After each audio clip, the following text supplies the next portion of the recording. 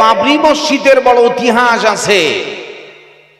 বাবরি মসজিদ মুসলমানদের হাত থেকে কেড়ে নিল ঠিক, মুর্শিদাবাদের মাটিতে নকল একটা বাবরি মসজিদ, ওটা কিন্তু সেই বাবরি নয়। বুঝতে পেরেছেন না? পারেন? ওটা কি সেই বাবরি মসজিদ হবে? না, বাবরির নকল। আমাদের দেশেও বাইতুল্লাহ নাম বলে বহু মসজিদ আছে, কিন্তু ওই কাবা শরীফ বাইতুল্লাহ আমাদের দেশের বাইতুল্লাহ সমান নয়।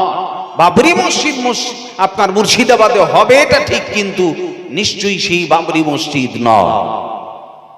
এরপরও জনগণ বরকত নিতে নিতে বাড়ি থেকে ইট মাথায় করে নিয়ে আসছে। আজব কীর্তি, গাড়িতে করে মাথায় ইট নিয়ে আসে, রাস্তা হেঁটে ইট নিয়ে আসে বরকতের ঠেলায়। জীবনে মসজিদ চেনে না, ওই ইট দিয়ে নাকি ও জান্নাত যাবে। এখন যা পরিস্থিতি দেখা যাচ্ছে, টাকা রাখবে কোথায় তার তো জায়গা মনে হয় না, খালি বরকতের হুড়াহুড়ি দেখেন। কিন্তু একটা হাদিস আপনাদেরকে আমি বলে রাখি, যদি আপনি পৃথিবীর বুকে ওই আপনার টিপু সুলতানের মসজিদ বলেন, আর দিল্লির জামে মসজিদ বলেন, আর নকল বাবরি বলেন, আমাদের দেশে সলমান খান সবাই চেনে, চেনে না? চেনে না? ওই সলমান খান, শাহরুখ খান, ওয়ারজানাম, আমাদের দেশেও বাড়ি বাড়ি সলমান অনেক আছে।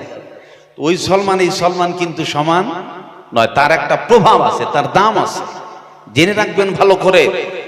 আপনি যদি আপনার বাড়ির সামনে মসজিদে একটা ইট দিলে যা নেকি পাবেন, নিশ্চয়ই বাবরি মসজিদে এর থেকে বেশি নেকি পাবেন না। মাসলাগুলো জেনে রাখবেন। যদি আপনি মনে করেন যে আমি পৃথিবীতে মসজিদ সফর করব, তাহলে সাধারণ মসজিদ দেখবার জন্য সফরের সুযোগ রাসূল দেয় নাই। আপনি যদি মনে করেন যে আমি দিল্লি মসজিদ, জামে মসজিদ দেখতে যাব, তা জায়েজ নাই। বুঝতে পেরেছেন না? পারেন নাই? আপনি যদি মনে করেন যে আমি মসজিদ পরিদর্শনের জন্য যাব, তাহলে রাসূল সাল্লাল্লাহু আলাইহি ওয়াসাল্লাম তিনটি মসজিদের নাম বলেছেন।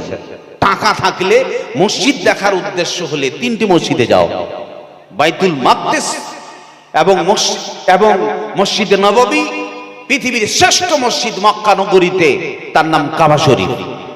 টাকা থাকলে যদি সফরেরই উদ্দেশ্য হয়, এই মসজিদ দেখতে যাও, সমস্যা নাই। এখন আপনি খালি ওই ইট মাথায় করে নিয়ে গিয়ে জান্নাতে যাবার ঠেলায় ঠেলায় যদি দৌড় মেরে বাবরি মসজিদে ঢিবি লাগান, আর আপনার বাড়ির সামনের মসজিদে 500 টাকা চাইয়ে পাওয়া যায় না, এটা কিন্তু জবাব দিতে হবে।